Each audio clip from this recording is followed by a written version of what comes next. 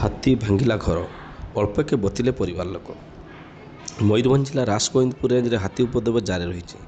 Rasgobindpur block ଅନ୍ତର୍ଭୁକ୍ତ ବନାଞ୍ଚଳରେ ହାତୀ ଉପଦ୍ରବ ଥମିବାରେ ନାମ ଧରୁନାହିଁ। ଅଞ୍ଚଳବାସୀ ଓ ବନ ବିଭାଗର ନିଦ ହଜାଇ ଦେଇଛି ହାତୀ। ଯେତେ ଘଉଡ଼ାଇଲେ ସୁଦ୍ଧା ହାତୀ ଝାଡ଼ଖଣ୍ଡ କି ବେଙ୍ଗଲକୁ ଯିବାକୁ ଚାହୁଁନାହିଁ। କେତେବେଳେ ଚାଷ ଜମି ନଷ୍ଟ କରୁଛି ତ କେତେବେଳେ ଘରଦ୍ୱାର ଭାଙ୍ଗୁଛି ତ କେତେବେଳେ ଜୀବନ ନେଉଛି। ମଣିଷ ହାତୀର ବାଗୁଡ଼ି ଖେଳରେ ଅନେକ ଧନଜୀବନ ହାନି ଘଟୁଛି। ତେବେ ଗତ ରାତିରେ ଏକ ଦନ୍ତା ହାତୀ ପାଟଗଡ଼ିଆ ଗ୍ରାମର ସମ୍ରା ସିଂଙ୍କ ଘରର କାନ୍ଥକୁ ଭାଙ୍ଗିଛି। ଘର ଭିତରେ ଶୋଇଥିବା ବେଳେ ଅଳ୍ପକେ ବର୍ତ୍ତି ଯାଇଥିଲେ ପରିବାର ଲୋକେ।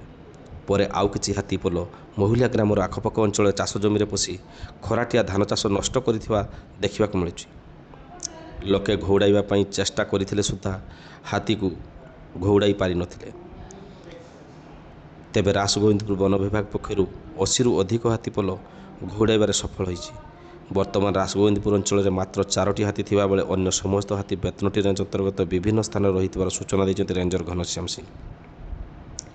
ସେହିପରି ବେତନଟୀ ରେଞ୍ଜ ଅନ୍ତର୍ଗତ ଗଣ୍ଡିଗଦାରେ 12ଟି, 2ଟି କେଶିପୁରରେ, 38ଟି ବର୍ତ୍ତନାରେ, 11ଟି କ୍ଷୀରପଦାରେ, 14ଟି ଫୁଲଝରିରେ ଓ 2ଟି ବଡ଼ାମପୁରରେ ହାତୀ ଥିବା ସୂଚନା ଦେଇଛନ୍ତି ବେତନଟୀ ରେଞ୍ଜର ଧ୍ରୁବନ୍ଦ୍ରନାଥ ନାୟକ। ତେବେ କ୍ଷୟକ୍ଷତିର ତଦନ୍ତ କରି ଉପଯୁକ୍ତ କ୍ଷତିପୂରଣ ଦେବା ପାଇଁ ଦାବି କରିଛନ୍ତି ଅଞ୍ଚଳବାସୀ।